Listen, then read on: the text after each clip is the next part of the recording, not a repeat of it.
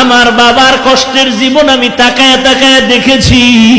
বাবায় কোমরে মাজায় গামছা লাগায় মানুষের বাড়ি কাজ করে খানা নিয়ে আস।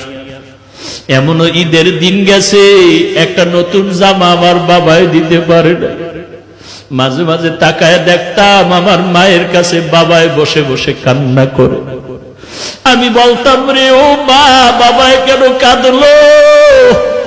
মা বলতো, তোরে একটা জামা দিতে পারে নাই, দুঃখে তোর বাবায় কান্না করেছে। এমন কষ্টের জীবন পারায়া তোমার ঘরে আসছি।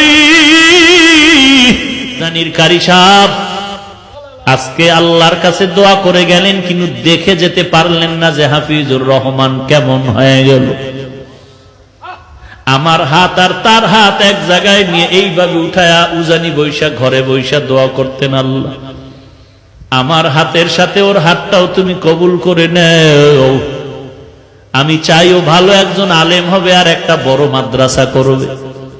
আজকে ঢাকার শহরে রমজানের শেষের দিকে মাদ্রাসা ঢালাই দিলাম 7,500 স্কয়ার ফিট ছাদ। মাদ্রাসা চলতেছে, কিন্তু কারি সাহেব দেখে যেতে পারলেন না সেই দোয়ার মাদ্রাসা। আমার বাবা মা জীবনে ভালো এলেম অর্জন করতে পারেনি, মাদ্রাসায় পড়তে পারেনি। কষ্ট করে করে, কত কষ্ট করে করে লেখাপড়া শিখাইলে, মাদ্রাসায় পড়াইলেন। আমার চাচা দাদা বলেছিলেন আর পড়ান লাগবে না, ছেড়ে দাও। আমার বাবায় যদি ঠান্ডা হয়ে যাইতেন, খোদার কসম এই পথে আর আসার কোন সৌভাগ্য হতো না। উজানির জমিনে ঘুমন্ত কারি ইব্রাহিম রহমাতুল্লাহ আলাইহির 11 সন্তানের ছোট সন্তান কারি মনজুর আহমদ রহমাতুল্লাহ আলাইহি আমার আব্বাকে এত ভালোবাসতেন। আমাদের বাড়িতে শত শতবার গিয়েছেন সেই কুয়াকাটা। একদিন কয়, সন্তানটারে আমার হাতে দাও। ঢাকা আসার পরে আমাকে নিয়ে আসলেন কচুয়া মাদ্রাসার ভেতরে। আর ওই উজানির কারি ইব্রাহিম রহমাতুল্লাহ আলাইহির কবরের কিনারায় গিয়া 11তম সন্তান গিয়া আমার আব্বার হাতটা ধরে নিয়ে বলতেন, আব্বা জান, কুয়াকাটার একজন গরিব মানুষ আপনার দরজায় দাঁড়ানো আছে। এই গরিব মানুষটা বড় মুখলেস মানুষ, বড় তাকওয়াওয়ালা মানুষ। আপনার মোহাব্বতের বান্দা। বাচ্চার মতো যেমন বাবার কাছে আবদার করে এমন আবদার করে, আব্বা জান, বাবা জান, এই গরিব মানুষটার সে কবর জিয়ারত করে, আল্লাহর কাছে একটু দোয়া করবেন, আল্লাহর কাছে বলবেন। আব্বা জান এখনো বলেন আর মাঝে মাঝে কান্না করেন।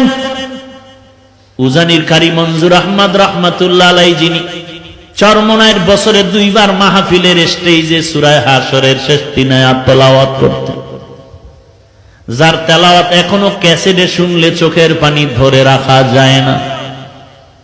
এর নবীর উম্মতের দল। গাছ একদিনে বড় হয় না, আস্তে আস্তে বড় হয়। মানুষ একদিনে ভালো হতে পারে না। জানির কারি সাহেব কারি মনজুর আহমদ 11 জন সন্তানের সর্বশেষ সন্তান।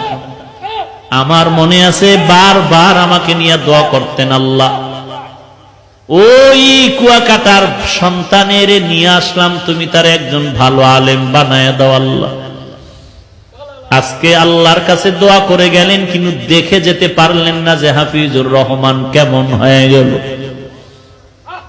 আমার হাত আর তার হাত এক জায়গায় নিয়ে এইভাবে উঠায়া উজানি বৈশা ঘরে বৈশা দোয়া করতেন, আল্লাহ আমার হাতের সাথে ওর হাতটাও তুমি কবুল করে নেও। আমি চাইও ভালো একজন আলেম হবে আর একটা বড় মাদ্রাসা করবে। আজকে ঢাকার শহরে রমজানের শেষের দিকে মাদ্রাসা ঢালাই দিলাম 7,500 স্কয়ার ফিট ছাদ। মাদ্রাসা চলতেছে, কিন্তু কারি সাহেব দেখে যেতে পারলেন না সেই দোয়ার মাদ্রাসা। জায়গা নাই, 2-3 বছর ধরে বাইতুল্লাহর গিলাফ ধরে ধরে কানলাম, আল্লাহ একটা জায়গার ব্যবস্থা করে দাও। 3টা বিল্ডিং ভাড়া চলতেছে। অল্প অল্প টাকা দিয়া 11 কাঠা জায়গা বানা করলাম। 2-3 বছর লাগায় টাকা শেষ করতে পারি না।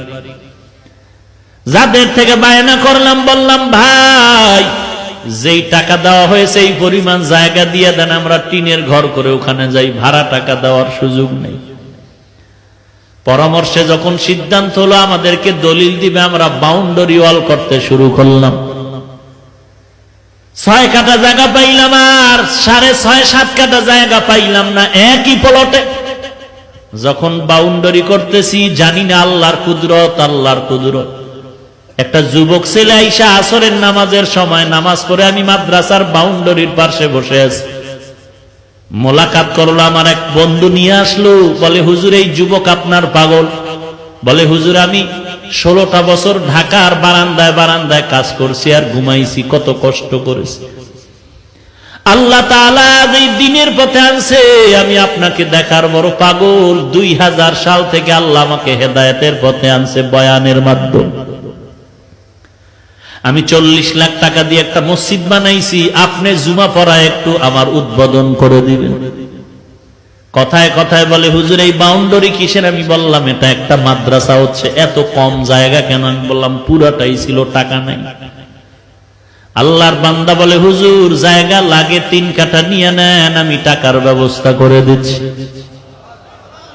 আল্লাহর কাছে তখন শুকর আদায় করলাম, রে মালিক বাইতুল্লাহর দোয়া তুমি খালি ফিরাইয়া দাও নাই। না হয় এই যুবকের আমি জীবনে দেখি নাই, যুবক আমারে দেখে নাই, কোথা থেকে তুমি কুদরতি ভাবে নিয়ে আসছো। এই রমাজানে ছাদ ডালাই দিব, টাকা নাই, কত কিছু দরকার, 700-800 বস্তা সিমেন্ট লাগবে, রড লাগবে, ইট লাগবে, 42,000। কি করব? আমি একটা ইফতারের অনুষ্ঠান করে সবাইকে বললাম মাদ্রাসার এই হালাত দোয়া করবেন। এক বন্ধু বলে হুজুর সিমেন্ট যা লাগবে আমি একা পাঠিয়ে দিচ্ছি ট্রাকে, আগামীকালকের থেকে 750 বস্তা সিমেন্ট পাঠিয়ে দিলেন। আর এক আল্লাহর বান্দা বলে হুজুর আমি ট্রাকে আপনার 42,000 ইট আমি পাঠিয়ে দিচ্ছি। রডের ব্যবস্থা নাই, এক আল্লাহর বান্দা রড দিলেন কিছু, আর এক বান্দা দিলেন। এরকম হতে হতে কাজ হয়ে গেল। দিনের কাজ এরকম বেজে থাকে না যদি ইখলাস নিয়ে চলা যায়।